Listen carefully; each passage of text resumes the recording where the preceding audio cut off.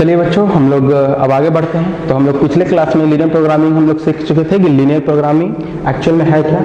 उसमें भी solving method हम लोग एक तरह का कर लिए थे, सॉल्व कैसे किया जाता है लीनियर प्रोग्रामिंग को और उसका आंसर कैसे निकाला जाता है वो हम लोग सीख चुके थे। उसमें जो दो टाइप का था आंसर निकालने के लिए, एक हमारे पास था बाउंडेड रीजन था, एक हमारे पास अनबाउंडेड रीजन था। तो बाउंडेड रीजन का हम लोग आंसर निकालने के लिए सीख गए थे, उसका मैक्सिमाइज और मिनिमाइज करने के लिए जान गए थे, लेकिन अनबाउंडेड रीजन का अभी तक हम लोग एक भी क्वेश्चन नहीं किए थे। तो चलिए आज हम लोग अनबाउंडेड रीजन को करते हैं सॉल्व। तो अनबाउंडेड रीजन को सॉल्व करने के लिए क्या है, अनबाउंडेड रीजन को सॉल्व करने के लिए क्या है कि थोड़ा सा उसको फिजिबल रीजन देख लेते हैं।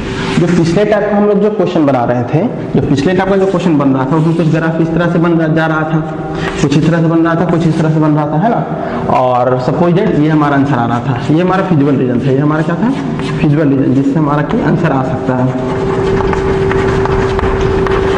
ये हमारा था फिजिबल रीजन। तो ये जो हमारा फिजिबल रीजन था, तो इसे हम लोग क्या निकालते थे, इसका हम लोग कॉर्नर पॉइंट चेक करते थे। इसका हम लोग क्या चेक करते थे, कॉर्नर पॉइंट। एक पॉइंट ये था, एक पॉइंट ये था, एक पॉइंट ये था, एक पॉइंट ये है, ठीक है, 4 पॉइंट है। और 4 पॉइंट को हम लोग क्या करते थे, z equal to ax plus b by में रखते थे। अब हमको अगर मैक्सिमम वैल्यू निकालना था तो जो पॉइंट पे हमारा मैक्सिमम वैल्यू दे रहा था वो मैक्सिमाइज हो गया, और मिनिमम वैल्यू निकालना था तो जो पॉइंट पे हमारा मिनिमम वैल्यू मिल रहा था वो हमारा क्या हो जाता था, मिनिमम वैल्यू हो जाता था, मिनिमाइज हो जाता था। तो चलिए यहाँ तक तो ठीक है, लेकिन अगर क्वेश्चन में हमारे पास कुछ इस तरह से चला है और फिजिबल रीजन हमारे ये आ जाए, तब हमारे पास क्या होगा, तब तो इसका कोई कॉर्नर पॉइंट तो बन ही नहीं रहा। एक कॉर्नर पॉइंट बन रहा है, 2 कॉर्नर पॉइंट बन रहा है, तो ये पूरी की तरह से ओपन हो गया। ओपन होने का मतलब क्या हो गया, ये हमारा अनबाउंडेड हो गया, ये बॉन्ड नहीं है, ये हमारा क्या है बॉन्डेड नहीं, ये हमारा हो गया क्या अनबॉन्डेड हो गया। लेकिन यहाँ पे हमारा क्या है, यहाँ पे हमारा बॉन्डेड है, वो पूरी तरह से पॉलीगॉन बन रहा है। तो पॉलीगॉन बन रहा है तो उसका वर्टेक्स हम लोग चेक कर रहे हैं, लेकिन यहाँ पे हमारा पॉलीगॉन नहीं बन रहा है। यहाँ पे अगर हमारे पास ये रीजन आ रहा है आंसर, तो ये हमारा पॉलीगॉन नहीं बन रहा है, यानी पॉलीगॉन नहीं बन रहा है तो इसका हम लोग सारा वर्टेक्स नहीं चेक कर सकते। तो फिर हम लोग कैसे सॉल्यूशन निकालेंगे, तो फिर हम लोग कैसे मैक्सिमाइज और मिनिमाइज करेंगे, तो उसके लिए मेथड होता है बच्चों। तो मेथड क्या होता है वो ध्यान से देखिए, हम लोग उसी मेथड को बात करने वाले हैं। तो जो अनबॉन्डेड रीजन का जो सॉल्यूशन है हमारा क्या है, अनबॉन्डेड रीजन का जो सॉल्यूशन है वो किस तरह से किया जाता है। तो अनबॉन्डेड रीजन का जो सॉल्यूशन किया जाता है वो जनरली आपका बॉन्डेड रीजन की तरह ही किया जाता है, सिर्फ एक स्टेप ऐड किया जाता है उसमें। अनबॉन्डेड रीजन का जो सॉल्यूशन है वो आपका बॉन्डेड रीजन की तरह किया जाता है, सिर्फ क्या किया जाता है, एक स्टेप ऐड किया जाता है। कौन सा स्टेप ऐड किया जाता है वो देखते हैं। चलिए, तो हमारा जो स्टेप ऐड किया जाता है वो स्टेप हमारा ये है, if m is the minimum value. अगर हमको क्या करना है, मिनिमाइज करना, तो मिनिमाइज करना है तो open half plane. Open half plane कहने का मतलब ही हो गया हमारा क्या है, अनबॉन्डेड रीजन। क्या हो गया, या ओपन मतलब कह रहे हैं अनबॉन्डेड, वो बॉन्डेड नहीं है। तो open half plane determined by ax plus b by greater than m। यहाँ ध्यान दीजिए, ax b बाई ये स्मॉलर देन m। अगर ये कंडीशन सेटिस्फाइड है, यानी ये करेंगे तो has no point of common with the feasible region. जो ग्राफ बना उसको ग्राफ बनाने के बाद हम इसका ग्राफ बनाएंगे, और इसका ग्राफ बनाने के बाद हम चेक करेंगे क्या कोई भी पॉइंट कॉमन आ रहा है। अगर कोई भी पॉइंट कॉमन आ रहा है तो उसका कोई मिनिमम वैल्यू नहीं होगा, लेकिन अगर एक भी पॉइंट कॉमन नहीं आ रहा तब उसका मिनिमम वैल्यू होगा, है ना। उसी तरह से हमारा मैक्सिमम में, उसी तरह से हमारा क्या मैक्सिमम में। तो फिर से मैक्सिमम फिर कौन समझाते हैं इसको, कि अगर हमको मैक्सिमम वैल्यू निकालना है, अगर हमको क्या निकालना है, मैक्सिमम वैल्यू निकालना है, तो मैक्सिमम वैल्यू निकालने के लिए हमारा ऑब्जेक्टिव दिया हुआ है, ये हम मैक्सिमम वैल्यू निकाल चुके हैं। कहाँ से, तो वो वाला मेथड से जो ऑलरेडी मेथड हम लोग कर चुके हैं। एम वाला मेथड ये हमारा क्या फिजिबल रीजन से जो हमारा 2-3 कॉर्नर पॉइंट आएगा वहां से हम इनका वैल्यू ऑलरेडी निकाल चुके होंगे। अब उसको निकालने के बाद ये ग्राफ को बनाएंगे, और ये ग्राफ बनाने के बाद जो हमारा फिजिबल रीजन है वो ग्राफ, उन दोनों ग्राफ में अगर कोई भी पॉइंट कॉमन आ गया तो उसको कोई मैक्सिमम वैल्यू नहीं होगा। अगर कोई भी पॉइंट कॉमन नहीं आया तो उसका वो क्या होगा, मैक्सिमम वैल्यू होगा। चलिए इसको एक एग्जांपल समझते हैं, है ना। तो ये ज्यादा अच्छा रहेगा। सबसे पहले इसको क्या कर लो, इसको नोट डाउन कर लो, इसको आप नोट डाउन कर लो या फिर स्क्रीनशॉट ले लो जल्दी से। इसको एग्जांपल समझते हैं अच्छे से। एग्जांपल समझने के लिए सबसे पहले अनबॉन्डेड का भी वही कंडीशन है। सबसे पहले हम लोग इसको फिजिबल की तरह पूरी बॉन्डेड की तरह पूरी तरह से इसको हम क्या कर लेंगे, सॉल्व कर लेंगे। बॉन्डेड की तरह इसको हम पूरी तरह से क्या कर लेंगे, सॉल्व कर लेंगे। चलिए एक क्वेश्चन है हमारे पास, ये minimize z is equal to 3x plus 5y such that x plus 3y is greater than 3, x plus y is greater than 2 और x और y is greater than 0। अब हमको इसको क्या करना है, मिनिमाइज करना है। तो मिनिमाइज करने के लिए सबसे पहले हम लोग क्या करते हैं, ग्राफ बनाते हैं इसका। तो चलिए ग्राफ बनाते हैं। इससे क्या पता चला बच्चों, x और y दोनों का दोनों पॉजिटिव, इसका मतलब दोनों हमारे क्या होना है, फर्स्ट क्वाड्रेंट होने वाला। तो हम फर्स्ट क्वाड्रेंट को ज्यादा वैल्यू देने वाले हैं अभी, क्या कोई दिक्कत, फर्स्ट क्वाड्रेंट को वैल्यू दे दी। अब इसका कहानी खत्म, यानी कि हम फर्स्ट क्वाड्रेंट में लेने वाले हैं, जो भी लेने वाले हैं। इसको बनाते हैं x plus 3y, x plus 3y is greater than 3। इसको ग्राफ बनाने के सबसे पहले क्या करेंगे, लीनियर इक्वेशन में कन्वर्ट करेंगे। लीनियर इक्वेशन हमारा क्या बन जाएगा, इसका जो बन जाएगा x plus 3y is equal to 3। Box बना देंगे इसे, है ना, x का वैल्यू 0 तो y का वैल्यू 1 और y का वैल्यू अगर ले लेते हैं हम कितना, x का वैल्यू 0, y का वैल्यू 1, y का वैल्यू 0 तो x का वैल्यू 3, कोई दिक्कत नहीं है। इसको बनाते हैं 1 2 3 4 5 6, 1 2 3 4 5 6, 0 1 3 0, 0 1 3 0। तुम ध्यान से देखिए, तुम क्या कोई दिक्कत है यहाँ पे, नहीं है ना। अब हमको क्या करना है, हमको लाइन का इक्वेशन मेरे पास बन गया, हमको ग्राफ बनाना है इसका इनइक्वालिटी का। तो इनइक्वालिटी ग्राफ बनाना है, 0 0 मेथड चेक कीजिए, 0 plus 0 is greater than 3, 0 is greater than 3, क्या ये सही बात है, नहीं, 0 कभी भी 3 से बड़ा नहीं हो सकता। तो 0 कभी भी 3 से बड़ा नहीं हो सकता, यानी ओरिजिन सेटिस्फाइड नहीं कर रहा है। तो ओरिजिन सेटिस्फाइड नहीं कर रहा है तो फिर इधर वाला आंसर होने वाला है पूरा, है ना, ये इधर वाला पूरा आंसर होने वाला फर्स्ट पॉइंट में। सिर्फ कोई दिक्कत है यहाँ पे नहीं है। तो चलिए एक ग्राफ बन गया। अब दूसरा ग्राफ को यहाँ पे बनाते हैं, x plus y is greater than 2, यानी x plus y is equal to 2। इसका बॉक्स तो बहुत ईजी बच्चों, x वाई 2 0 0 2, है ना। तो इसका जो ग्राफ बनेगा वो क्या बनेगा, 2 0 0 2, यानी 2 0 0 2 को कहाँ से बनाएंगे हम, ये हमारा हो गया 0 2 ये हो गया और 2 0 ये हो गया ना हमारा, है ना। अब इसको हम बनाएंगे तो कैसे बनेगा हमारा,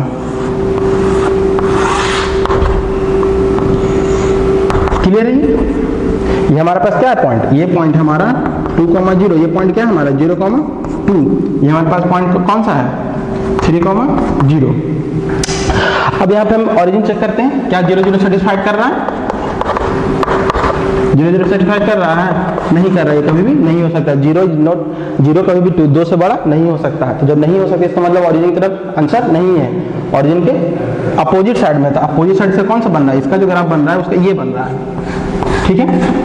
तो अब यहाँ पे ध्यान देने वाले बच्चों क्या है बात, यहाँ तो हमारा बॉन्डेड नहीं है, फिजिबल रीजन जो आ रहा है ये हमारा सोल्यूशन आ रहा है। इस लाइन के अनुसार भी हमारा क्या सोल्यूशन आया, इधर वाला सोल्यूशन आया, इस लाइन के अनुसार भी क्या सोल्यूशन आया, इधर वाला सोल्यूशन आया।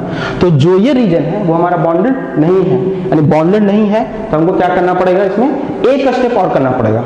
एक स्टेप कौन सा करना पड़ेगा, सबसे पहले हम इसको कॉर्नर पॉइंट निकाल कर मैक्सिमम वैल्यू और मिनिमम वैल्यू निकालते हैं। तो कॉर्नर पॉइंट इसका कौन सा होगा, तो जिसका सोल्यूशन बनने वाला है, ये सोल्यूशन क्या होगा, ध्यान से देखिए, ये होने वाला है कि नहीं होने वाला है, यही ना होने वाला है। तो जब ये होने वाला है तो इसका पॉइंट क्या क्या बना, पॉइंट इसका बना, इसको A मान लेते हैं, इसको B मान लेते हैं, ये पॉइंट नहीं, ये पॉइंट बनेगा B और ये मान लेते हैं C।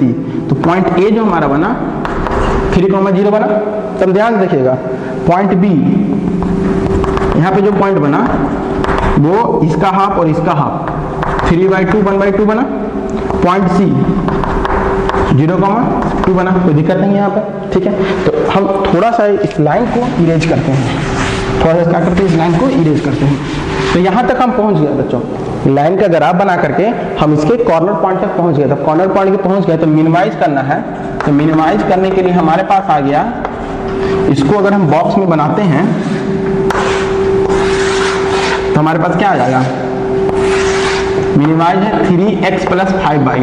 चलिए अब x और y का वैल्यू पुट कीजिए, x का वैल्यू 3, y का वैल्यू 0, तो क्या हो जाएगा, नहीं, x का वैल्यू 3/2 तो ये 3/2 क्या हो जाएगा 9/2 और प्लस 5/2 यानी 14/2, यानी कि क्या हो जाएगा 7 हो जाएगा, है ना।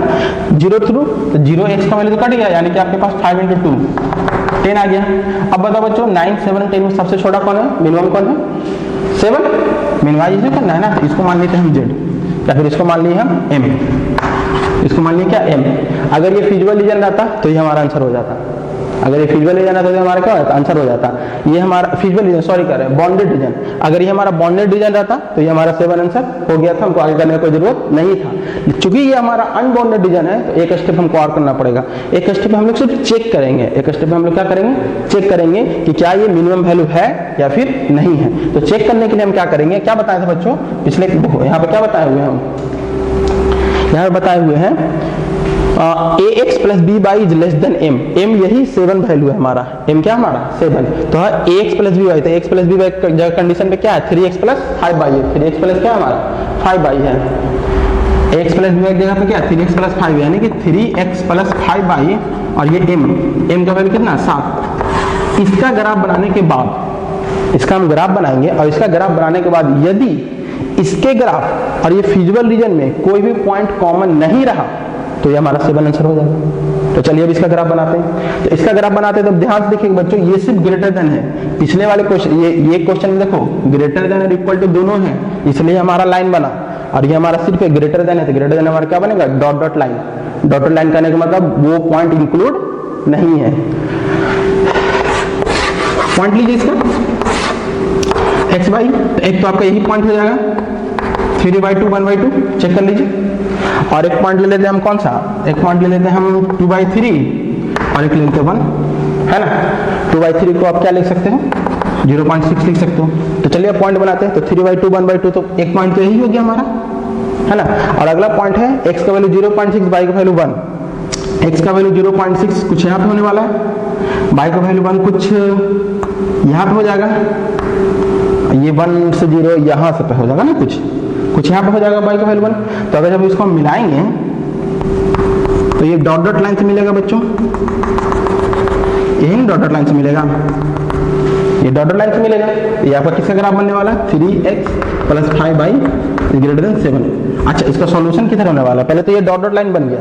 अब हम चेक करेंगे क्या 0 0 सेटिस्फाइड कर रहा है, इसमें 0 0 ऑरिजिन चेक करेंगे ना, तो 0 प्लस 0 इज ग्रेटर देन 7, अरे ये तो सेटिस्फाइड कर रहा है इसमें, यानी सेटिस्फाइड करे इसका मतलब इसका सॉल्यूशन रीजन कहाँ किधर होने वाला है, ऑरिजिन की तरफ होने वाला है। तो ऑरिजिन तरफ इसका इधर बनने वाला है, किधर बनने वाला है, इधर बनने वाला है। अब बताइए बच्चों, ये इसका इधर बन गया, इसका जो सॉल्यूशन रीजन बना वो इधर बना, हमारा फिजिबल रीजन है जो इधर है। क्या इन दोनों के बीच में कोई पॉइंट कॉमन है, कोई भी पॉइंट कॉमन नहीं है। ये पॉइंट कॉमन होता अगर ये डॉट डॉट लाइन नहीं रहता तब। डॉट डॉट लाइन कहने का मतलब है इस लाइन पे जो भी सारे पॉइंट्स है वो इंक्लूड नहीं है, इंक्लूड नहीं है। ये आपको लीनियर इनइक्वालिटी में सारा पढ़ना है ना। तो अगर ये डॉट डॉट लाइन नहीं रहता, एक स्ट्रेट लाइन बनता तो ये वाला पॉइंट कॉमन हो जाता। तो जब ये वाला पॉइंट कॉमन हो जाता तो कोई भी मिनिमम वैल्यू नहीं होता। लेकिन चूंकि ये डॉट डॉट लाइन है, डॉट डॉट लाइन कहने का मतलब क्या है, ये लाइन पे प्रेजेंट कोई भी पॉइंट हमारा इंक्लूड नहीं है, यानी कि ये भी पॉइंट हमारा इंक्लूड नहीं है। तो इन दोनों केस में ये आपका इसका ग्राफ हो गया और ये इसका ग्राफ हो गया, दोनों में कोई भी कॉमन पॉइंट नहीं है। अब जब कॉमन पॉइंट नहीं है तो ये आपका मिनिमम वैल्यू हो गया, ये आपको क्या हो गया, मिनिमम वैल्यू हो गया। तो बॉन्डेड अनबॉन्डेड में सिर्फ एक काम करना था, बॉन्डेड में सारा काम करने के बाद यही आपका आंसर हो गया। लेकिन अनबॉन्डेड अगर रह गया तो सिर्फ आपको चेक करना है। क्या करना है, चेक करना है। चेक कैसे करना है, आपके पास कंडीशन दिया हुआ है 7 आपका मिनिमम वैल्यू आया, मिनिमाइज करके इसको चेक कीजिए, इसका ग्राफ बनाइए। इसके ग्राफ बनाने के बाद इसका ग्राफ और फिजिबल रीजन में अगर कोई भी पॉइंट कॉमन नहीं है तो ये आपका मिनिमम वैल्यू है। लेकिन अगर कोई भी पॉइंट कॉमन आ गया तो वो आपका मिनिमम वैल्यू नहीं होगा। तो बच्चों सबको क्लियर है ये, जिसको नहीं समझ में आया उसको रिप्ले करके देख लीजिए। हम लोग आगे क्वेश्चन की तरफ बढ़ते हैं, है ना। चलिए आगे क्वेश्चन से बढ़ने से पहले इसका सॉल्यूशन भी देख लेते हैं। इसका सॉल्यूशन बुक में भी किया हुआ होगा, देखिए इसका सॉल्यूशन देखो, है ना। इसका सॉल्यूशन किया हुआ है, यहाँ पे डॉट डॉट लाइन है, डॉट डॉट लाइन ये इसके इधर बन रहा है, ये देखो 3x प्लस 5 बाई 7 का। और ये जो हमारा ये क्या, ये हमारा फिजिबल रीजन है, इधर से हमारा क्या पूरा फिजिबल रीजन। तो अब बताइए यहाँ से लेकर के यहाँ तक में और यहाँ से लेकर यहाँ तक में कोई कॉमन पॉइंट नहीं बन रहा है। तो कोई कॉमन पॉइंट नहीं बना, तो इसलिए हमारा ये स्मॉलेस्ट वैल्यू हो जाएगा। क्या हो जाएगा हमारा स्मॉलेस्ट वैल्यू। ये ग्राफ बहुत अच्छी तरह से शो कर रहा है ना। तो मैं यहाँ पे पूरा डार्क किया हुआ, इसका इधर डार्क किया हुआ है, कोई पॉइंट कॉमन नहीं है। तो इसका क्या हो गया, हमारा सॉल्यूशन हो गया। तो ये बच्चों था हमारा बाउंडेड रीजन और अनबाउंडेड रीजन को सॉल्व करने का तरीका था। यानी आपको बॉन्डेड रीजन को भी सॉल्व करने आता है, अनबॉन्डेड रीजन को भी सॉल्व करने आता है। अगर हम आपको कांस्टेंट दे देंगे तो आप उसका ग्राफिकल रिप्रेजेंटेशन कर करके उसको मैक्सिमाइज और मिनिमाइज कर सकते हैं। तो चलिए बच्चों, अगर आप इतना पढ़ लेते हैं तो ये बहुत इनफ है, क्योंकि अब हम जो क्वेश्चन करने वाले वो हम करने वाले वर्ड प्रॉब्लम का क्वेश्चन, और वर्ड प्रॉब्लम में मेनली आपको कांस्टेंट बनाना है। अब कांस्टेंट बनाने के बाद तो आप सॉल्व कर ही लोगे। तो चलिए कुछ क्वेश्चन करते हैं। हम वर्ड प्रॉब्लम पे डायरेक्ट कुछ क्वेश्चन करते हैं। क्वेश्चन करने के लिए अगर हम उसको आपको कांस्टेंट बना के दे देंगे, कांस्टेंट अगर बना के दे देंगे तो उसका सॉल्व कर लीजिएगा ना आप लोग। ये एक क्वेश्चन है। तो चलिए बच्चों, हम कुछ वर्ड प्रॉब्लम को सॉल्व करने वाले हैं। तो वर्ड प्रॉब्लम को हम लोग देखेंगे। तो वर्ड प्रॉब्लम आपका बहुत इजी बनने वाला है बच्चों। इजी इसलिए बनने वाला है क्योंकि अगर आपको कांस्टेंट से ग्राफिकल सॉल्यूशन पता करने आ गया तो आपका 80% क्वेश्चन ऐसे ही सॉल्व हो गया। क्यों? क्योंकि आपको यहाँ से तो कांस्टेंट ही ना पता करना है, यहाँ से आपको क्या निकालना है, कांस्टेंट निकालना है। कांस्टेंट निकाल लीजिएगा और कांस्टेंट निकालने के बाद आपको क्या करना है, उसको सॉल्यूशन करना है। लगता है बैटरी डिस्चार्ज होने वाला है। चलिए कोई बात नहीं, देखते हैं। तो अब हमारे पास क्या है, इस क्वेश्चन को हम अच्छे से स्टडी करते हैं और उसके बाद इसका कांस्टेंट बनाने की कोशिश करते हैं। A factory manufacture 2 types of screw A and screw B. 2 screw बन रहा है, एक स्क्रू ए बन रहा है, स्क्रू बी बन रहा है। इस type of screw required use of 2 machine. दोनों स्क्रू को 2 मशीन चाहिए, एक ऑटोमेटिक एक हैंड ऑपरेटेड। ठीक है बच्चों, यहाँ तक पढ़ लीजिए। आपने तो क्वेश्चन को पॉज करके एक बार इसको पढ़ ही लो, क्वेश्चन पॉज करके इसको एक बार पढ़ लो।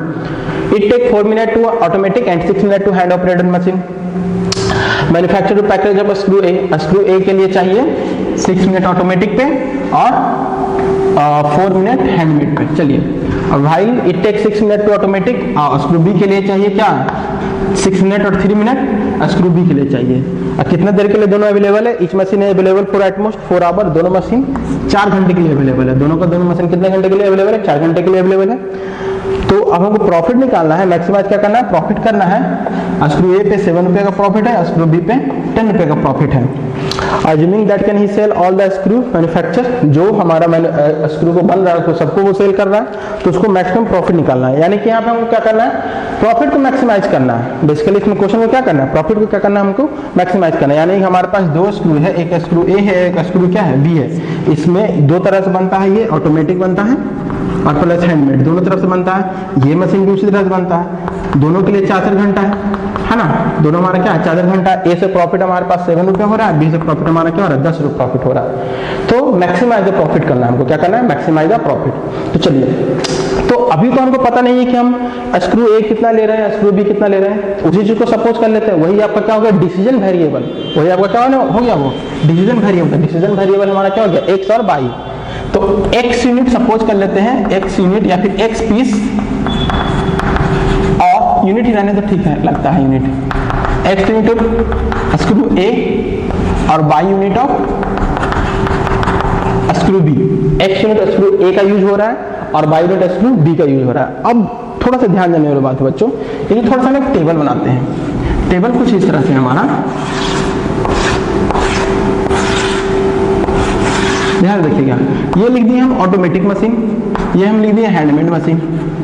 ऑटोमेटिक कितना अवेलेबल है, 240 मिनट। अब कहिएगा 240 मिनट कैसे बच्चों, 4 घंटा। 4 घंटा को हम लोग 4 आवर को अगर हम मिनट में कन्वर्ट करेंगे तो 240 मिनट्स हो गया ना। और हैंडमेड भी कितना अवेलेबल है, 240 मिनट, है ना। अब यहाँ पे हम लिख देते हैं स्क्रू ए स्क्रू बी। अब ध्यान देखिए, स्क्रू ए को 4 मिनट चाहिए ऑटोमेटिक पे, स्क्रू ए को 4 मिनट ऑटोमेटिक पे, और हैंडमेड 6 मिनट हैंडमेड पे। स्क्रू बी को 6 मिनट चाहिए ऑटोमेटिक पे और 3 मिनट चाहिए आपको हैंडमेड पे। अब ये टेबल से आपको बनाना है कांस्टेंट। ये टेबल से आपको बनाना है, क्या बनाना है, कांस्टेंट। ये टेबल सबको समझ में आ गया बच्चों। अरे ये जो आपको दिया हुआ इसको हम लोग टेबल फॉर्म में लिख दिए हैं। स्क्रू ए को 4 मिनट चाहिए ऑटोमेटिक पे, 6 मिनट चाहिए हैंडमेड पे। स्क्रू बी को 6 मिनट चाहिए ऑटोमेटिक पे, स्क्रू बी को चाहिए 3 मिनट हैंडमेड पे, है ना। और ये 240 मिनट अवेलेबल है, ये 240 मिनट अवेलेबल है। अब क्या करना है बच्चों, इससे कांस्टेंट बनाना। कांस्टेंट बनाना देखो क्या से, एक अगर हम ए की बात करें, सिर्फ अभी हम ए की बात कर रहे हैं, किसकी बात कर रहे हैं, ए स्क्रू ए की बात करें, यहाँ पे हम स्क्रू बी ले रहे हैं। तो बच्चों अब हमारे पास क्या हो गया कि 240 मिनट हो गया यहाँ पे। अब देखो यहाँ पे करना क्या है कि ए को, स्क्रू ए की अगर हम बात करते हैं तो स्क्रू ए एक पीस में कितना मिनट ले रहा है ऑटो में। अगर ऑटो की बात करें सिर्फ तो ये ले रहा है 4 मिनट। तो हमारे पास स्क्रू ए कितना है, x पीस है, x पीस में कितना हो जाएगा, 4x मिनट हो जाएगा, कोई दिक्कत नहीं है। स्क्रू ए की बात करते हैं, स्क्रू बी का ले लेते हैं सेकंड के। स्क्रू बी एक पीस, इसका ऑटो कितना है, ये ऑटोमेटिक कितना ले रहा है, ये ऑटोमेटिक ले रहा है एक पीस 6 मिनट ले रहा है। कितना मिनट ले रहा है, 6 मिनट ले रहा है। तो बाई पीस कितना हो जाएगा इसका बच्चों, इसका हो जाएगा 6 बाई मिनट, है ना। यानी ऑटोमेटिक 4x मिनट इसका और 6 बाई मिनट इसका, और टोटल ऑटोमेटिक कितना अवेलेबल मशीन हमारे पास, तो 240 मिनट अवेलेबल। कितना मिनट है, 240 मिनट अवेलेबल है। तो इसको अगर 4x minute plus 6 by minute को अगर हम ऐड करते हैं तो 4x plus 6 by maximum 240 minute, उससे ज्यादा नहीं जा सकते हैं, तो मैक्सिमम 240 मिनट। क्या ये कांस्टेंट क्लियर है, कितना इजी बन गया है कांस्टेंट। देखिए हम ऑटोमेटिक मशीन का अगर हम बना रहे हैं कांस्टेंट, तो क्या किए कि स्क्रू ए एक पीस 4 मिनट ले रहा है, स्क्रू ए हमारे पास कितना x यूनिट है, तो x पीस कितना लेगा, और x मिनट लेगा। स्क्रू बी एक पीस हमारा 6 मिनट ले रहा है ना, तो बाई पीस हमारा कितना लेगा, बाई पीस हमारा स्क्रू बी है, तो बाई पीस कितना लेगा, 6 बाई मिनट लेगा। तो ऑटो में 4x मिनट लिया स्क्रू ए और 6 बाई मिनट लिया स्क्रू बी, तो टोटल ऑटोमेटिक मशीन कितना होगा, 4x प्लस 6 बाई हो गया टाइम। अब 4x प्लस 6 बाई किससे कम होना चाहिए, 240 मिनट से कम होना चाहिए, क्योंकि उसको मैक्सिमम कितना समय मिल रहा है, 240 मिनट। ठीक उसी प्रकार हैंडमेड में कितना हो जाएगा, तो हैंडमेड में क्या हो जाएगा हमारे पास 6x, है ना, ये स्क्रू है तो ये हमारा क्या हो जाएगा 6 है, और ये बाई हो जाएगा, तो 6x प्लस 3 बाई, ये वाला हमारा कांस्टेंट बनेगा। तो ये दो कांस्टेंट हमारा बन करके क्या है, तैयार है ना, ये दो कांस्टेंट हमारा बन करके क्या है, तैयार है। बस इसी को बनाने में जो हमारे पास टाइम लगे, इसी को बनाने में जो हमारे पास कॉन्सेप्ट लगाना पड़े, जैसे ये दोनों बन गया, अब इसके बाद ये क्वेश्चन कुछ भी नहीं रहा बच्चों, बहुत ईजी हो गया। तो देखिए अब हम लोग क्या करने वाले हैं, तो अब हम क्या करने वाले हैं, इसको थोड़ा सा इरेज करते हैं। तो हमारे पास आगे जो कांस्टेंट आया है वो 4x plus 6 by is greater then 240 and 6x plus 3 by is greater then 240। इसको थोड़ा सा विरेज कर लेते हैं, है ना। आप इसको लिख लीजिएगा, वर्ड प्रॉब्लम क्वेश्चन है ना, थोड़ा और लिखना पड़ता है इसमें। तो अब हमारे पास दो कांस्टेंट आ गया। अब बताओ बच्चों, जो भी स्क्रू होगा वो भी प्लस में होगा, दोनों का दोनों तो स्क्रू हमारा प्लस में होना होगा, स्क्रू ए भी हमारा प्लस में होगा, स्क्रू बी भी हमारा प्लस में होगा, नेगेटिव तो कुछ हो नहीं सकता। तो दो कांस्टेंट ही आ गया। अब हमको इसे क्या करना है, ऑप्टिमाइज क्या करना है, मैक्सिमम वैल्यू किसका निकालना, ऑप्टिमाइजेशन किसका करना है। तो ऑप्टिमाइजेशन किसका करना था, तो उसमें हमारा लिखा हुआ था प्रॉफिट, क्या लिखा हुआ है, 7 में प्रॉफिट हो रहा है स्क्रू ए से और 10 में प्रॉफिट हो रहा है स्क्रू बी से। यानी कि जो ऑप्टिमाइजेशन करना है वो 7x प्लस 10 बाई, ये जिसको ऑप्टिमाइज करना है ना, यानी कि जेड का वैल्यू निकालना है हमको, इसको क्या करना है, ऑप्टिमाइज करना है। यानी कि बेसिकली हमको पता चल गया कि हमारे पास कांस्टेंट पता चल गया और हमारा ऑब्जेक्टिव पता चल गया। तो क्या ये बच्चों अब आपसे सॉल्व हो सकता है, क्वेश्चन की नहीं हो सकता सॉल्व, है रे जी। तो चलिए एक क्वेश्चन हम सॉल्व कर देते हैं, लेकिन अगला क्वेश्चन को हम क्या करेंगे, नेक्स्ट क्वेश्चन को सिर्फ हम यहाँ तक बता करके छोड़ देंगे, उसके बाद आपको खुद से सॉल्व करना रहेगा। क्लियर है, चलिए इसको हम सॉल्व करने के लिए क्या लेंगे, सबसे पहले फर्स्ट क्वाड्रेंट तो बन रहा है, कौन सा क्वाड्रेंट बन रहा है हमारा, फर्स्ट क्वाड्रेंट तो बन रहा है। तो फर्स्ट क्वाड्रेंट बन रहा है तो क्या हो गया, 10 20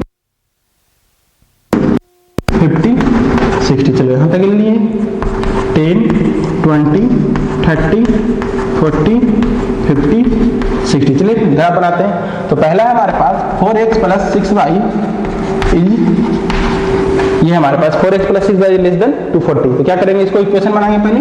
तो 4x plus 6 by is equal to 240, यानी कि हमारे पास क्या हो गया, 2x plus 3 by is equal to 120। जल्दी से बताओ बच्चों इसका अगर x वाई क्या हो जाएगा, x का वैल्यू होगा 60, ये 0 और y का वैल्यू 0, तो y का वैल्यू 40, यानी कि 60 40 से मिलेगा। यानी ये जो मिलने वाला है कुछ इस तरह से मिलने वाला है। लाइन क्लियर बच्चों, कोई दिक्कत नहीं है। अब जल्दी से इसका हम क्या चेक कर लेते हैं, ओरिजिन मेथड चेक कर लेते हैं, क्या ये 0 0 किधर होने वाला है, इधर होने वाला है, फिर इधर होने वाला है। तो जब भी इसका हम 0 0 चेक करेंगे तो 4x plus 6 by is greater then 240, 0 0 यानी 0 से बड़ा है 240। क्या ये बात सही है, क्या ये बात सही है, एकदम सही है कि 0 से बड़ा 240। इसका मतलब हमारे पास क्या है, यानी 0 0 इसका ये सॉल्यूशन होने वाला है। तो 0 0 सॉल्यूशन होने वाला है, यानी इसका जो आंसर है वो हमारा ओरिजिन की तरफ आने वाला है। किधर आने वाला, ओरिजिन की तरफ आने वाला है। ये क्लियर हो गया, ये हमारा एक रीजन सेट हो गया। अगर हम दूसरे की बात करें तो दूसरा हमारे पास क्या है, 6x plus 3 by is greater then is less then 240। किससे करेगा बच्चों, ये हो गया 2x प्लस बाई 80, यानी 2x प्लस बाई इसका इक्वल लीनियर इक्वेशन कन्वर्ट कर लिए। अब इसको क्या बॉक्स बनाएंगे जल्दी से, एक्स बाई हमारे पास क्या हो जाएगा, एक तो हो जाएगा 40 एंड 0 और यहाँ पे क्या हो जाएगा 20 40। एक तो हमारे पास हो गया 20 40 और एक हमारा हो गया 20 एंड 40, यही ना। हाँ, तो जो हमारा बनेगा 70 ले लेते हैं, 80 ले लेते हैं।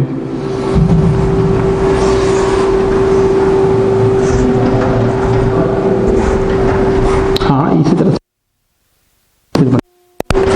ये आपका बन गया इस तरह का ग्राफ। ठीक है, अब ग्राफ कोई बनाओगे तो और इजीली अच्छा से बन जाएगा। तो आपका ग्राफ बन गया। अब इसको जल्दी जल्दी 0 0 चेक कर लेते हैं बच्चों। तो 6x + 3y is greater then 240, तो 0 + 0 इज ग्रेटर देन 240 एंड 0 से बड़ा 240। ये तो बात सही है। इसका मतलब हमारे पास क्या है कि 0 0 की तरफ सोल्यूशन होने वाला है ना। जो हमारा जो ग्राफ बनने वाला है वो किधर बनने वाला है, ओरिजिन की तरफ बनने वाला है। तो ओरिजिन की तरफ बनने वाला है तो कुछ ये बनने वाला है। तो हमारा इसमें फिजिबल रीजन कौन सा हो गया, तो फिजिबल रीजन जो हो गया वो कुछ ये हो गया। ये हमारा क्या हो गया, फिजिबल रीजन हो गया। तो सिर्फ चौक से रिप्रेजेंट कर देते हैं इसको। ये हमारा क्या हो गया, फिजिबल रीजन हो गया। तो जब ये फिजिबल रीजन हो गया, अच्छा सबसे अच्छी बात इसमें क्या, हमारा बॉन्डेड है। बॉन्डेड है क्या करना है, चारों पॉइंट को चेक कर लो। तो 0 0 चेक करें, चलो 0 0 को भी चेक कर लेंगे। 0, 0।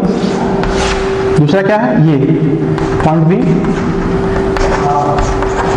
40, 0 पॉइंट सी, ये क्या रहा 30 20 आ रहा होगा। हाँ ठीक है, 30 20।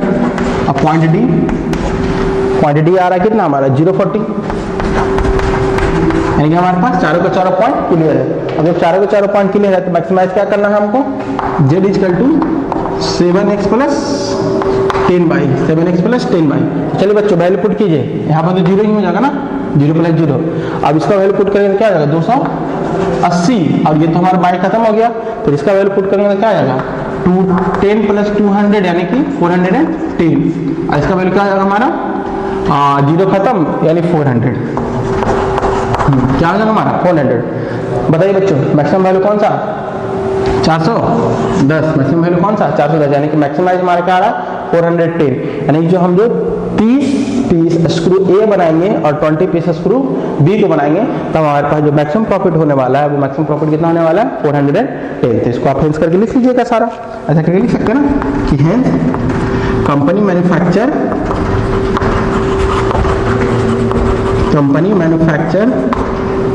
30 piece of screw A and 20 piece of screw b and maximum profit उसका कितना हो जाएगा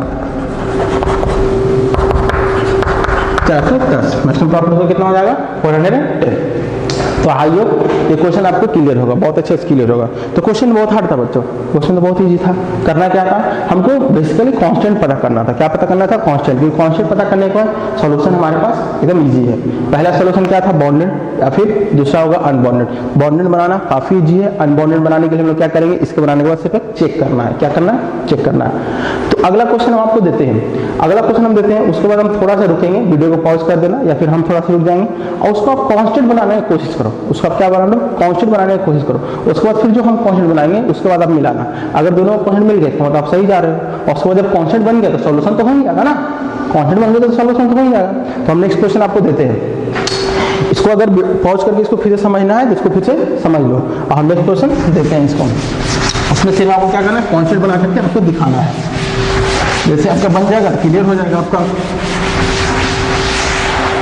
चलिए ये इसका ग्राफिकल सॉल्यूशन है जो भी हम बनाए हैं, तो वही लिया है ये भी ना। देखो 30 20 पे कटा है और 40 और 0 पे कटा है, 0 40 पे कटा है, 40 0 एंड 30 20 और ये क्या लिया 0 40, 410 मैक्सिमम है, 0 0 ये नहीं लिया। चलिए ठीक है। चलिए एक क्वेश्चन हम आपको दिए, ये रहा आपका क्वेश्चन, इसको पढ़िए अच्छे से, टाइम लीजिए, टाइम लेकर के पढ़िए और पढ़ने के बाद इसका आप ग्राफ बनाइए, ग्राफ नहीं कांस्टेंट बनाइए। कांस्टेंट बना करके देखिए बनता है कि नहीं आपसे। अगर आपसे कांस्टेंट बन जाता है इसका मतलब आप इसको सॉल्व कर सकते हैं। तो कांस्टेंट बनाइए, वीडियो पॉज करके बना लीजिए, है ना, फिर हम बताते हैं। चलिए बन गया आप सबसे, अब हम बताते हैं। तो ध्यान से देखिएगा, ए डाइट इज कंटेन, अच्छा ये डाइट प्रॉब्लम, अच्छी बात है डाइट प्रॉब्लम, इससे पहले मैन्युफैक्चर प्रॉब्लम कर लिया, अब हम लोग क्या कर रहे हैं, डाइट प्रॉब्लम कर रहे हैं। तो डाइट प्रॉब्लम क्या है, a diet is contain at least 80 unit of vitamin A, 80 unit at, देखो बच्चों यहाँ पे एटलीस्ट और एटमोस्ट आ गया, तो एटलीस्ट एटमोस्ट किसे कहेंगे, सबसे पहले ये देखो, अगर कोई बच्चों कहेगा एटलीस्ट, एटलीस्ट करने का मतलब होता है मिनिमम हो, यानी कि अगर ये हो गया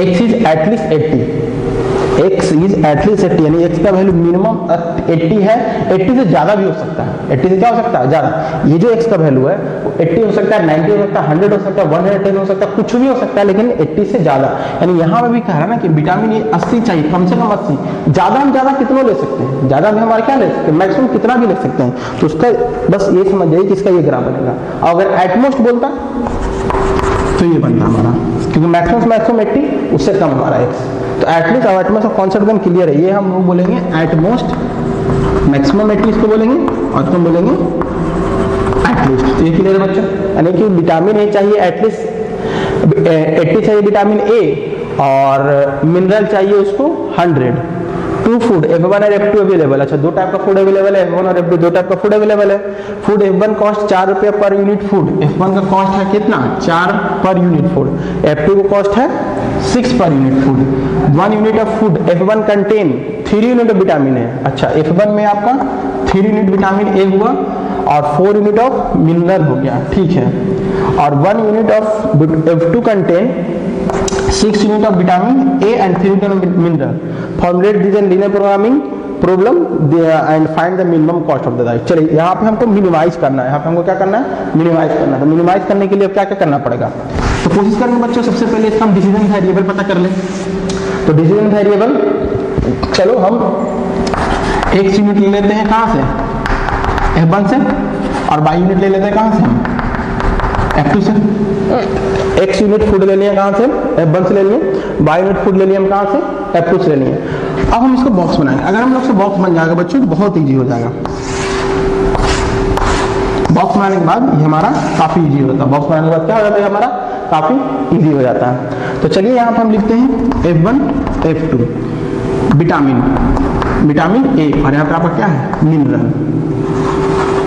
अब एक यूनिट में यहाँ से फिर से देखते हैं, यहाँ से 1 यूनिट ऑफ F1 कंटेन, एक यूनिट में यहाँ पर यूनिट लिख लेते हैं, पर यूनिट, एक यूनिट में कितना विटामिन ए कंटेन है बच्चों, 3, कितना विटामिन ए कंटेन है 3, और मिनरल कितना कंटेन है 4 unit of mineral, 4 unit of mineral. उसके बाद F2 में 1 यूनिट ऑफ फूड, F2 में 6 यूनिट क्या है विटामिन ए है, और 3 यूनिट क्या है मिनरल है, 3 यूनिट क्या आपका इसमें मिनरल है ना, यहाँ तक क्लियर हो गया। अच्छा F1 का कॉस्ट कितना है, F1 का कॉस्ट है 4, इसको यहाँ पे थोड़ा सा और ऐड कर देते हैं, लिख देते हैं यहाँ पे कॉस्ट, यहाँ पे 4 रुपये पर यूनिट इसका कॉस्ट है, एक यूनिट का कॉस्ट कितना है 4 रुपये है, और F2 का कॉस्ट कितना है 6 रुपये है, F2 का कॉस्ट कितना है 6 रुपये है। अब यहाँ पे क्या करना है, formulate this linear programming and find the minimum cost. बच्चों find the minimum cost, minimum cost पता करने के लिए क्या रहा है, सबसे पहले इसका ऑब्जेक्टिव क्या हो जाएगा, z इक्वल टू 4, F1 कितना लिए x यूनिट, 6, F2 कितना लिए y यूनिट, पहले तो ये हमारा ऑप्टिमाइजेशन हो गया है ना, यानी इस चीज को हमको क्या करना है ऑप्टिमाइज करना है, इस चीज को हम लोग क्या करना है ऑप्टिमाइज करना है, तो कोई दिक्कत नहीं है। अब हमको इसका बनाना है कांस्टेंट, अब हमको इसका क्या बनाना है कांस्टेंट, तो कितना इजी है बच्चों एकदम ध्यान दीजिए, F1 हमारा x यूनिट है, तो ये इसमें हमारा x मल्टीप्लाई होने वाला है, एकदम सिंपल सी बात है। F2 हमारा y यूनिट लेना है, ये हमारा y मल्टीप्लाई होने वाला है ना। अब ये कितना चाहिए, एक लाइन और यहाँ पे बनने वाला है, यहाँ पे चाहिए कितना चाहिए, कम से कम ये 80 यूनिट चाहिए मिनरल, और 100 यूनिट क्या चाहिए विटामिन, एटलीस्ट 80 यूनिट ये चाहिए, 100 यूनिट ये चाहिए, तो एटलीस्ट है बच्चों, तो एटलीस्ट है बच्चों, इसका मतलब क्या होने वाला है 3x + 6y is greater then 80, यानी कि कम से कम इसको 80 चाहिए, उससे 80 ज्यादा ले सकता है ना। फिर ये कितना हो गया बच्चों विटामिन मिनरल के लिए 4x + 3y, ये भी एटलीस्ट है, ये आपका दो कांस्टेंट बनकर के तैयार है।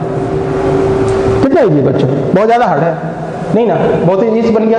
क्या किए हम लोग, फिर से एक बार देख लेते हैं। क्वेश्चन है जो हमारा पूछ रहा है उसको हम लोग सबसे पहले मान लिए कि हम F1 फूड ले लिए, x यूनिट F1 फूड ले लिए, y यूनिट F2 फूड ले लिए। इसका टेबल बनाने की कोशिश किया। टेबल बनाने के लिए उसको हम जो यहाँ पे लिखा हुआ उसको टेबुलर फॉर्म में रिप्रेजेंट कर दिए। जो यहाँ पे लिखा हुआ उसको क्या कर दिए हम लोग, टेबुलर फॉर्म में रिप्रेजेंट कर दिए। तो F1 हमको 3 यूनिट चाहिए, F1 में 3 यूनिट विटामिन ए है लिखा हुआ वहाँ पे, F2 में 6 यूनिट विटामिन ए है, फिर F1 में 4 यूनिट मिनरल है और F2 में 6 यूनिट मिनरल है। F1 का कॉस्ट 4 यूनिट पर कितना है, F1 का कॉस्ट 4 यूनिट 4 रुपए पर यूनिट है, F2 का कॉस्ट 6 रुपए पर यूनिट है। अब हम क्या माने हैं, F1 में हम x माने हैं तो इसमें x, F2 में क्या माने हैं y, तो इसमें हमारा क्या होगा y। 3x + 6y is minimum is less then 80, क्योंकि हमारा एटलीस्ट बोल रहा है। 4x + 3y is less than 100, क्योंकि हमारा बोल रहा है एटलीस्ट बोल रहा है। तो ये दोनों कांस्टेंट आ गया और x/y इज ग्रेटर देन 0 होगा। x/y ग्रेटर देन 0 क्यों, क्योंकि दोनों फुट तो हम नेगेटिव में ले नहीं सकते हैं, तो अपने आप नेगेटिव में आ गया। तो आपके पास 4 कांस्टेंट है, आपके पास ऑप्टिमाइजेशन जिसका करना है वो भी दिया हुआ है, तो क्या ये कांस्टेंट आपसे नहीं बनेगा, कांस्टेंट दिया हुआ, क्या आपके इसका सॉल्यूशन नहीं होगा आपसे, है ना। सॉल्यूशन इजीली हो जाएगा और इसका सॉल्यूशन हो जाएगा, उसके बाद इसको आंसर बना लीजिएगा। आई होप कि सब लोग बना लेंगे, इसको बना लीजिएगा। और एनसीईआरटी का ही क्वेश्चन है, आप एनसीईआरटी इसको मिला लीजिएगा बना करके। एनसीईआरटी का प्रॉब्लम का ही क्वेश्चन है, इसको आप बना करके मिला लीजिएगा। तो आप मैन्युफैक्चर प्रॉब्लम बना लिए, डाइट प्रॉब्लम बना लिए, एक क्वेश्चन को हम लोग और डील करते हैं, है ना। इसको लिख लीजिए, सब कर लीजिए सॉल्व इसको।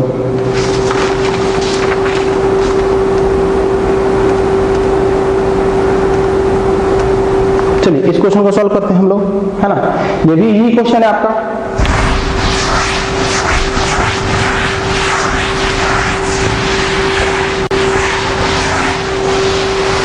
चलिए आगे बढ़ते हैं हम लोग।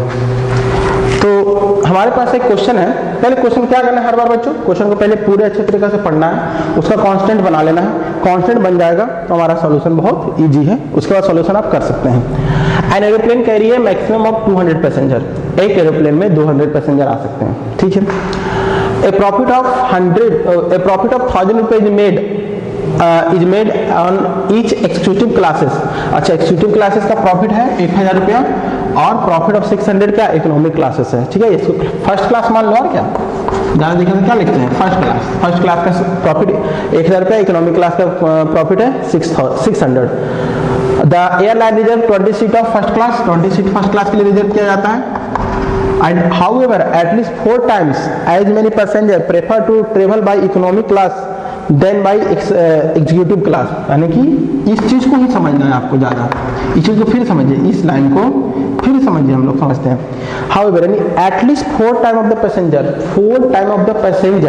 prefer economic class rather than first class। यानी अगर फर्स्ट क्लास में 20 स्टूडेंट है, 20 पैसेंजर है, तो फर्स्ट क्लास में आपका 20 पैसेंजर है, तो इकोनॉमिक क्लास में कितना होगा, कम से कम 80 पैसेंजर होगा।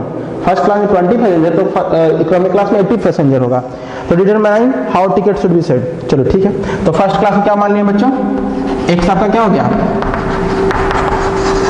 फर्स्ट क्लास हो गया, वाई क्या हो गया, इकोनॉमिक क्लास हो गया, ठीक है। यानी पहला तो आपका यही हो गया ना, मैक्सिमम 200, यानी मैक्सिमम कितना होगा 200 टिकट देखने वाला है ना। अब इसके बाद क्या, मैक्सिमम का 200 सीट जाने वाला है।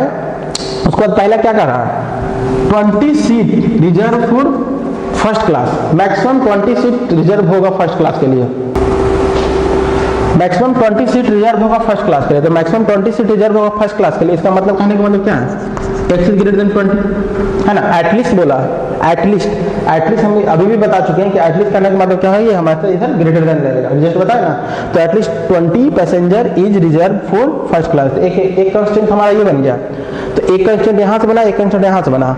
और उसके बाद क्या करें बच्चों, इसको फिर समझना है कि जो हमारा इकोनॉमिक पैसेंजर है वो हमारा फर्स्ट क्लास से 4 गुना ज्यादा है, 4 टाइम्स ज्यादा है। क्या देखो, एटलीस्ट 4 टाइम्स है passenger prefer to travel by economic class rather than executive class. यानी कि जो हमारा ये है, ये जो हमारा इकोनॉमिक क्लास वाला बन रहा है, ये इनसे ये ज्यादा है, 4x से ही हमारा क्या हो रहा है, मैक्सिमम हो रहा है। क्या हो रहा है, ये 4x से मैक्सिमम हो रहा है यहाँ पे हमारा। इस बात को हम लोग फिर समझते हैं, क्या लिखा हुआ फिर से, at least 4 times as many passenger or prefer to travel by economic class, जो इकोनॉमिक क्लास में प्रेफर कर रहे हैं वो एटलीस्ट मतलब ये वाला साइन हमारा लग गया, एटलीस्ट तो हमारा ये साइन लग गया। जो इकोनॉमिक क्लास कर रहे हैं वो हमारा 4 टाइम्स किसके, फर्स्ट क्लास के, वो हमारे किसके हैं 4 टाइम्स ऑफ फर्स्ट क्लास। तो इसका जो हमारा बनेगा वो क्या किस तरह से बन जाएगा, ये कॉन्सेप्ट बन जाएगा। क्लियर है ना बच्चों, एक कॉन्सेप्ट ये बन गया, एक कॉन्सेप्ट ये बन गया, एक कॉन्सेप्ट ये बन गया। अब तो डिटरमाइन करना है, तो डिटरमाइन क्या करना है, मैक्सिमम प्रॉफिट। तो z equal to maximum profit कितना हो जाएगा, 1000 रुपया है किसके लिए, फर्स्ट क्लास, 1000 हमारा फर्स्ट क्लास के लिए बन गया, और 800 नहीं 600 बाय, क्या क्लियर है, तो दिक्कत। चलिए इसको एक बार फिर समझते हैं, इस चीज को एक बार हम लोग फिर समझते हैं। आपके पास क्वेश्चन पूरी तरह से क्लियर है ना, क्लियर है। तो हम ले लेते हैं एक्स पैसेंजर है हमारा फर्स्ट क्लास से, एक्स पैसेंजर कितना है, फर्स्ट क्लास है, और बाई पैसेंजर है हमारा इकोनॉमिक क्लास है, बाई पैसेंजर हमारा कितना है, इकोनॉमिक क्लास से है। ठीक है, यहाँ तो कोई दिक्कत नहीं है। एयरलाइन रिजर्व करता है 20 seat, at least 20 seat first class को मिलेगा, at least 20 seat, at least 20 seat, clear है। मैक्सिमम कितना है, मैक्सिमम कितना सीट है 200, मैक्सिमम एटमोस्ट मैक्सिमम सीट, ये हमारा क्या डिनोट कर रहा है, एटमोस्ट मैक्सिमम, मतलब मैक्सिमम 200 सीट हो सकते हैं, उससे ज्यादा नहीं हो सकता, एटलीस्ट 20 हमारा फर्स्ट क्लास में रिजर्व करेगा। और ये कंडीशन फिर देखते हैं, जो हमारे इकोनॉमी क्लास वाले पैसेंजर हैं वो एटलीस्ट करने का मतलब ये पहले बना देंगे, इकोनॉमी क्लास हमारा ये बन गया, वो जो इकोनॉमी क्लास वाला पैसेंजर है वो एटलीस्ट में इक्वल भी लगे ना, एटलीस्ट 4 टाइम्स है, किसके 4 टाइम्स है, तो फर्स्ट क्लास वाले के, किसके 4 टाइम्स है, तो फर्स्ट क्लास हो गया। इसको अगर हम इधर लाते हैं, एक ग्राफ ये बन गया, सॉरी ये आपका क्या बन गया, कांस्टेंट बन गया। अच्छा कांस्टेंट बन गया, बाई भी आपका क्या होगा, ग्रेटर देन 0 होगा, बाई भी ग्रेटर देन 0 होगा, क्योंकि बाई तो नेगेटिव में हो नहीं सकता, पैसेंजर कभी नेगेटिव में नहीं हो सकते, तो बाई भी ग्रेटर देन क्या हो गया, आपका नेगेटिव हो गया। अब बाई ग्रेटर देन नेगेटिव हो गया, और ये क्या करना है, ऑप्टिमाइज किसे करना है, प्रॉफिट को। प्रॉफिट कितना है, एक।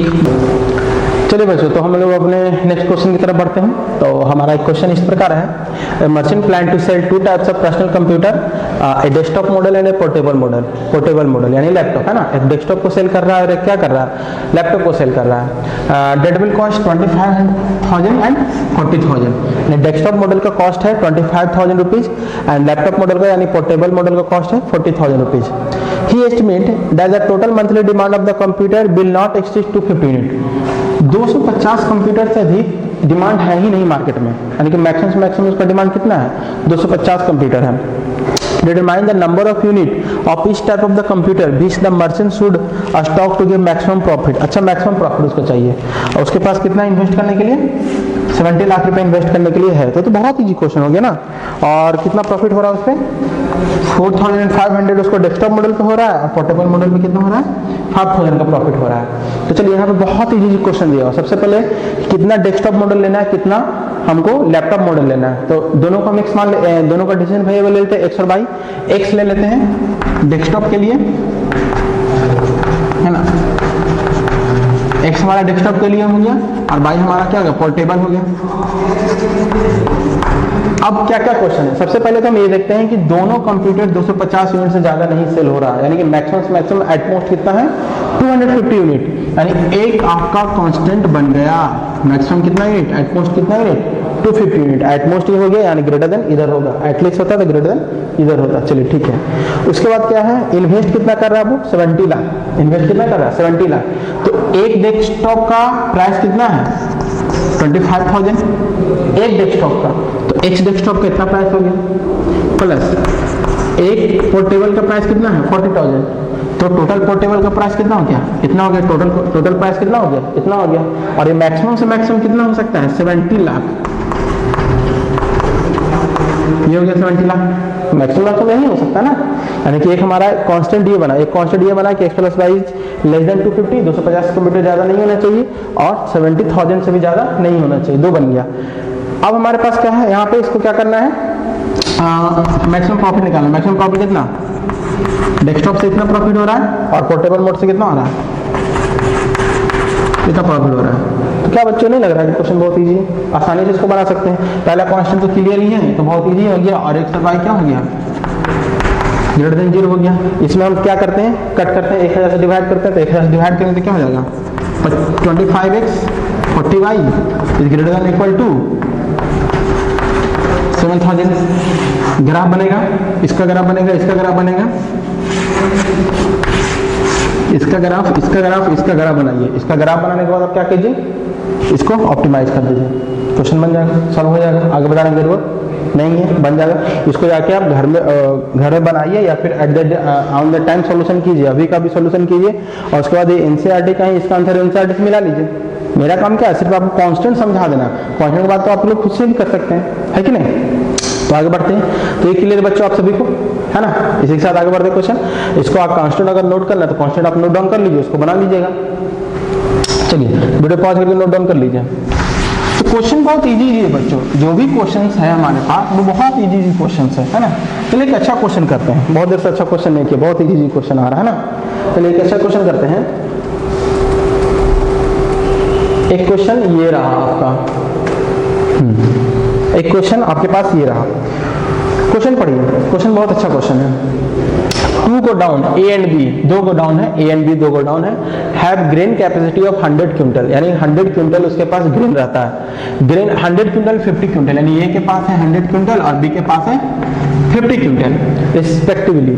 दे supply to 3 ration stock, 3 ration stock को सप्लाई करते हैं D, E और F, जिसका रिक्वायरमेंट क्या है, जिसका रिक्वायरमेंट है वो रिक्वायरमेंट 60, 50 एंड 40 क्विंटल, यानी राशन शॉप ए को 60 क्विंटल चाहिए, बी को 50 क्विंटल, डी को चाहिए 60, ई को चाहिए 50 और एफ को चाहिए कितना 40 क्विंटल चाहिए, है ना।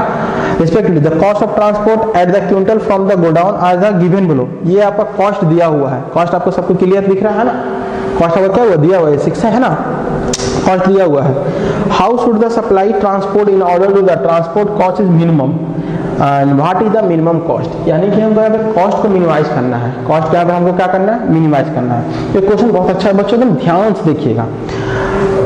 हमारे पास जो राशन शॉप है DEF वो गोडाउन ए से भी कुछ सामान ले रहा है और गोडाउन बी से भी ले रहा है। कितना ले रहा है पता नहीं है। राशन शॉप E वो ए से भी ले रहा है, बी से भी ले रहा है, F ए से भी ले रहा है, बी से भी ले रहा है। कितना ले रहा है हम लोग को अभी पता नहीं है, तो हमें हमको डिसीजन वेरिएबल सपोज करना पड़ेगा। तो ध्यान से देखिए, लेट सपोज अगर हम गोडाउन ए का बात करें, इसको इस तरह से बनाते कुछ, इसे कॉम्बिनेशन समझिएगा। ये गोडाउन ए हो गया, ये गोडाउन बी हो गया, ठीक है, गोडाउन ए गोडाउन बी, और ये आपका शॉप हो गया ration shop D, ration shop E, ration shop F, कोई दिक्कत नहीं है। यानी यहां से भी गोडाउन डी के पास सामान जाएगा, ग्रेन जाएगा, अनाज जाएगा, और बी से भी ग्रेन जाएगा, अनाज जाएगा। तो मान लिया जाए अगर गोडाउन ए से इसके पास x क्विंटल जाता है, यहाँ पे सारा हम जो यूनिट लेने वाले हैं किस चीज में लेने वाले, क्विंटल में लेने वाले हैं। क्या चीज लेने वाले, क्विंटल में लेने वाले। तो यहाँ से a से x क्विंटल जाता है, तो d को कितना कैपेसिटी है, d कैपेसिटी कितना है 50, इसको 50 क्विंटल चाहिए, तो x क्विंटल a से लिया, तो b से कितना क्विंटल लेगा फिर 50 माइनस x, 50 माइनस x लेगा ना। a से लिया वो x, तो d से कितना लेगा वो 50 माइनस x। लिया ए से लेट सपोज बाई, अच्छा डी का कैपेसिटी 60 है ना, डी कैपेसिटी 60 था, 60 माइनस 6 हो गया, कितना गया 60 माइनस 6। अच्छा ई का कैपेसिटी कितना है 50, ई का कैपेसिटी कितना है 50, तो ए से लिया बाई, तो फिर डी से कितना लेगा वो 50 माइनस बाई, कोई दिक्कत नहीं है। अच्छा ठीक है, अब एक बात आओ, ए के पास मैक्सिमम टोटल कितना है 100 ही है ना, टोटल के पास कितना 100, तो x ये ले लिया, बाई ये ले लिया, तो बचा कितना इसके पास, इतना ही ना बचा, बचा इतना ही इसके पास। x इसके पास चला गया, d के पास चला गया, बाई e के पास चला गया, तो उसके पास बचा कितना 100 माइनस x माइनस बाई, तो इतना चल गया। और f को चाहिए कितना, f को चाहिए इसको 40 क्विंटल, f को चाहिए कितना 40 क्विंटल, और जहां a इतना मिल चुका है उसको, यानी कि उसको क्या चाहिए, let suppose f equal to उसको चाहिए 40 minus 100 plus x plus y, यही होगा ना 40 माइनस x प्लस बाई, यानी कि उसको b से चाहिए x plus by plus minus 60, x plus by minus 60। इस चीज को आप फिर समझिए, देखिए हम आप समझाते हैं। ए के पास 100 क्विंटल है, वो डी को दिया x क्विंटल, ई को दिया बाई क्विंटल, और एफ को दिया 100 माइनस x माइनस बाई, क्योंकि इतना है 100 दिया, ठीक है। डी को चाहिए 60 क्विंटल, x क्विंटल यहाँ से लिया तो 60 माइनस x डी से लेगा, ठीक है। और इसके पास कितना है टोटल, बी के पास ये 50 होना चाहिए। हाँ, इसको भी हम लोग चेक कर लेंगे।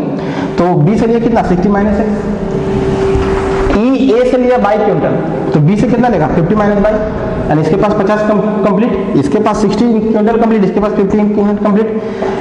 ए से लिए 100 माइनस x माइनस 22, तो फिर बी से ये कितना लेगा, ये 40 से इसको माइनस करेगा। देखो इसमें क्या किए 60, ये x लिया तो 60 माइनस x लिए थे, ये बाई लिए थे 50 माइनस बाई लिए थे, इसको 40 चाहिए तो 40 से इसको माइनस करेंगे, 40 से क्या करेंगे इसको माइनस करेंगे, तो 40 से माइनस करेंगे तो क्या आ जाएगा x प्लस बाई माइनस 7। ठीक है, इन दोनों को आप ऐड करके देखिए, आपके पास 40 यूनिट आ जाएगा, x x का दिया 22 y का दिया 100 y से 40 यूनिट कंप्लीट हो गया। अब यहाँ पे हम चेक कर लेते हैं कि b के पास टोटल 85 यूनिट था ना, तो सबको हम ऐड करके चेक करते हैं, तो सबको ऐड करके चेक करते हैं 50 यूनिट आ रहा है कि नहीं, चेक कर लो। Minus X plus Y cancel out हो गया, 60 60 कैंसिल आउट हो गया, बचा 50, यानी कि हमारा इक्वेशन एकदम परफेक्ट सही बना हुआ है, कोई दिक्कत यहाँ पे नहीं है। बस ये कॉन्सेप्ट क्लियर हो गया बच्चों, आपको बन गया कहानी। अब देखिए पहला हमको इसका जेड निकाल लेते हैं। जेड कैसे निकलेगा, कॉस्ट को मिनिमाइज करना है। अब यहाँ देखो, यहाँ तुम ध्यान देखो, ए से डी कितना 6 रुपये हो रहा है, ए से ई कितना 3 रुपया, ए से एफ कितना 2.50, कोई दिक्कत नहीं है। अच्छा बी का, बी से डी 4, बी से ई 2, बी से एफ 3, ठीक है। कॉस्ट एक का कॉस्ट 6 रुपया, तो एक्स का कॉस्ट 6 इंटू एक्स, ठीक है। हम ए का पहले कॉस्ट है, फिर 3 इंटू 1 क्विंटल का 22 रुपया, तो 3 क्विंटल का 3 इंटू 22 होगा ना, है ना। फिर 1 क्विंटल का इतना, इतना क्विंटल का, कोई दिक्कत। अब हम बी का कॉस्ट निकालेंगे, बी से भी तो कॉस्ट हमारा जा रहा है, तो बी से कॉस्ट जा रहा है तो हमारे पास क्या हो गया, बी से डी की तरफ जाएगा तो क्या होगा 4 इंटू, फिर बी से ई की तरफ जाएगा तो क्या हो जाएगा 2 इंटू प्लस 2 इंटू 50 माइनस 22, फिर बी से हम एफ की तरफ जाएंगे तो कितना होगा 3 इंटू,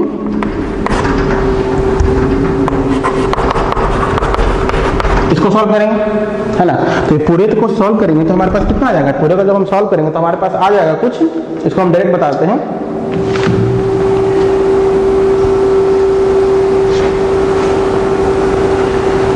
पूरे का जब आप लोग ऐसे कीजिए, इसको पूरे को सॉल्व कीजिए, पूरे को सॉल्व करने पे कितना आंसर आ रहा है वो चेक कीजिए, पूरे को सॉल्व करके कितना आंसर आ रहा है उसको चेक कीजिए, उसको चेक करके बताइए हमको जल्दी से। इधर हम भी देख लेते हैं कितना आ रहा है।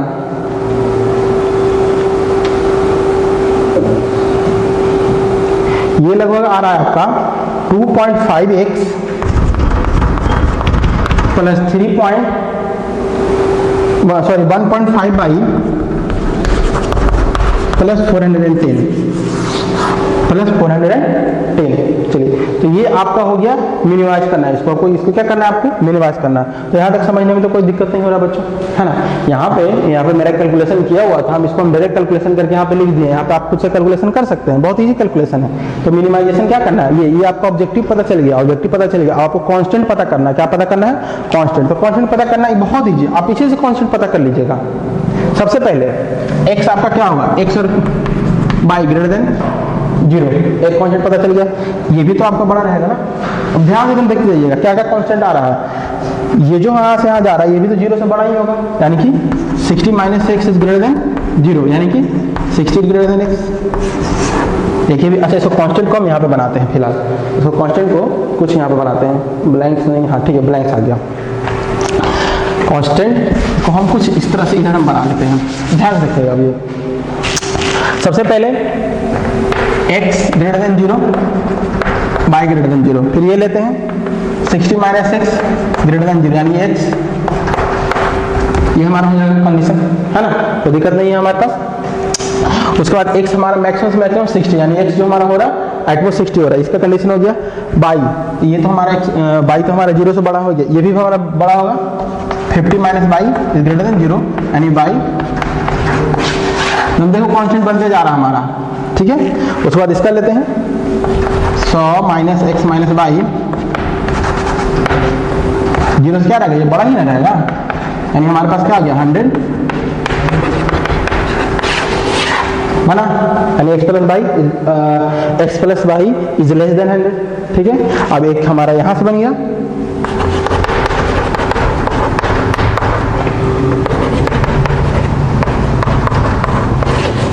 तो ये आपके पास 4 कांस्टेंट बन गया। तो ऐसा कीजिए, आप इसको नोट डाउन कर लीजिए, इसको नोट डाउन कर लीजिए। इसका जो मिनिमाइज वैल्यू है, मिनिमाइज वैल्यू इसको भी हम लिख लेते हैं कहीं पे, z equal to 2.5x plus 1.5y और प्लस 410, यही है ना, 2.5x प्लस 1.5y प्लस 410। अब इसको क्या करना है, आपको सॉल्व करना है। तो इसको हम इरेज करते हैं।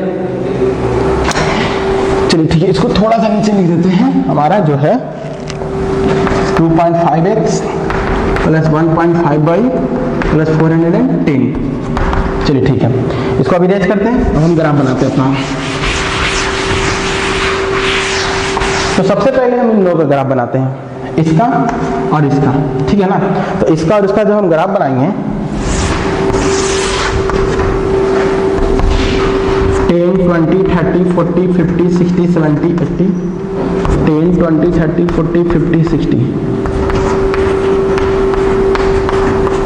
तो सबसे पहले x से 60 बड़ा है, x से क्या आपका 60 बड़ा है, x का वैल्यू 60 से कम होने वाला है। तो 60 आप यहाँ पे ले लीजिए, ठीक है। इधर वाला सारा सोल्यूशन हो गया, है ना, 60 से कम हो गया सारा सोल्यूशन इधर वाला। अच्छा, y 50 से कम है, y किससे कम है, 50 से। तो 50, 10, 20, 30, 40, 50 एंड 50 से यानी इधर वाला सोल्यूशन हो गया पूरा। अब इन दोनों का कॉमन सोल्यूशन क्या आ रहा है, इन दोनों का कॉमन सोल्यूशन ये आ रहा है ना। इन दोनों का कॉमन सोल्यूशन हमारा ये आ गया, यानी इसी के अंदर हमारा आंसर आने वाला है। अब हम इन दोनों ग्राफ को बनाएंगे।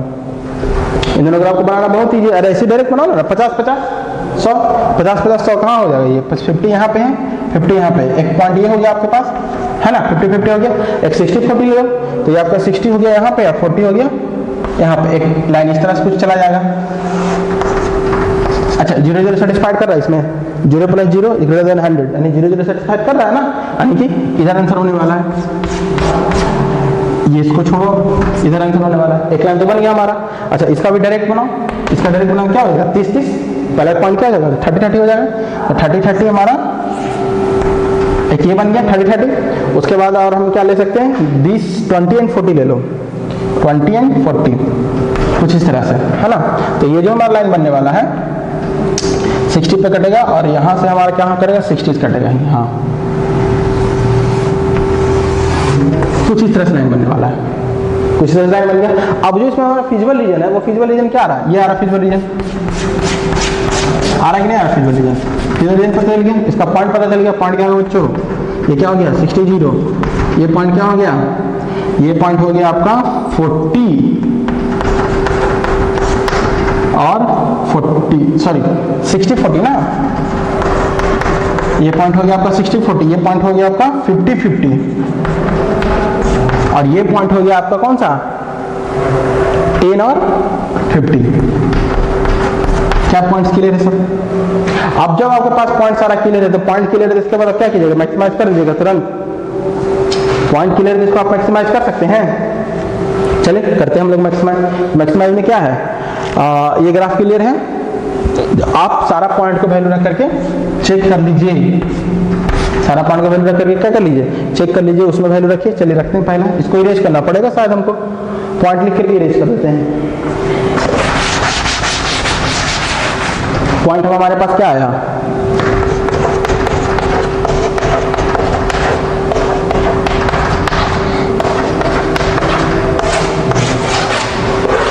अब बच्चों ये छोटा सा कैलकुलेशन है, तो छोटा सा कैलकुलेशन आई होप कि आपसे हो जाना चाहिए। छोटा सा कैलकुलेशन आपसे तो हो ही जाना, वो हो जाएगा ना। इसको कैलकुलेट कर लीजिए आप खुद से, इसको कैलकुलेट कर लीजिए खुद से, आपका मिनिमम वैल्यू कितना आ रहा है वो चेक कर लीजिए। हम मिनिमम वैल्यू आपको डायरेक्ट यहाँ पे चेक करके बता देते हैं कितना आ रहा है। 510 आ रहा है, किस पे आ रहा है 510, 10 और 50 पे, इसी पे आ रहा है आपका मिनिमम वैल्यू। इसमें आप x और y का वैल्यू पुट करके देखिए, आपके पास एक सोल्यूशन आएगा। जैसे हम इसको पुट करके देखते हैं, जैसे इसी को पुट करके देख लेते हैं ना, आपके पास क्या है 2.5x plus 1.5y plus 410। x का वैल्यू पुट करना है x और y का वैल्यू पुट करना है 50, तो 2.5 इंटू 10